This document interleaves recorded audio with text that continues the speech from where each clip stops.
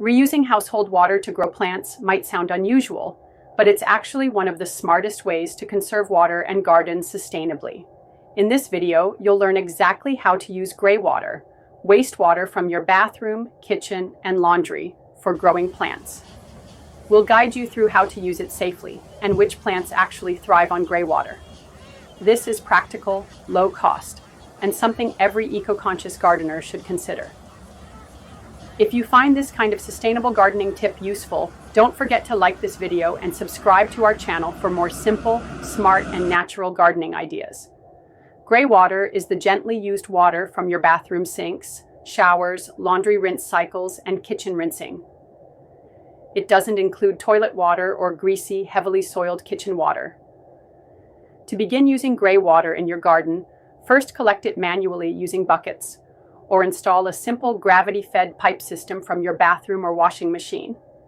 If using a pipe system, install a basic filter made from gravel or mesh to catch debris and hair.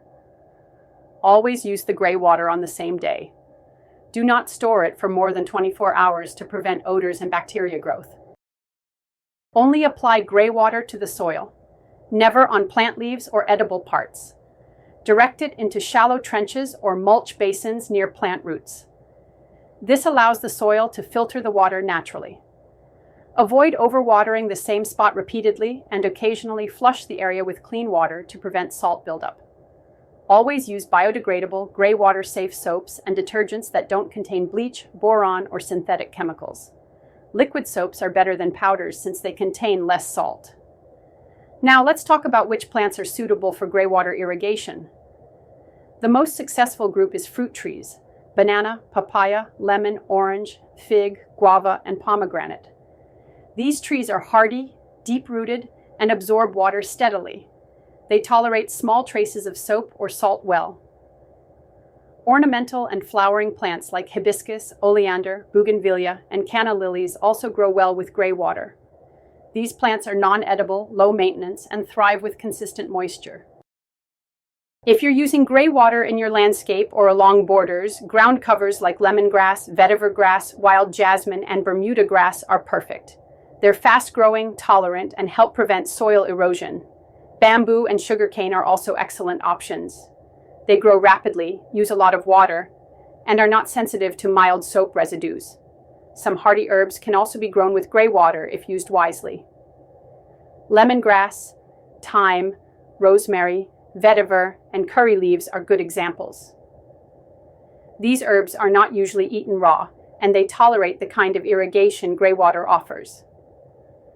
But do avoid using Greywater on leafy vegetables, root crops, or anything you consume raw unless the system is set up with subsurface irrigation. To keep your garden healthy long-term, enrich your soil regularly with organic compost and mulch. This not only boosts microbial life, but also helps break down any soap residue. Rainfall or periodic flushing with clean water will wash out any salts that may accumulate. Greywater gardening is one of the most practical and eco-friendly ways to grow plants while saving water. With a little setup and the right plant choices, your wastewater can become a valuable garden resource. If this helped you rethink how to garden more sustainably, hit that like button and subscribe for more hands-on gardening ideas that save water, money, and the planet.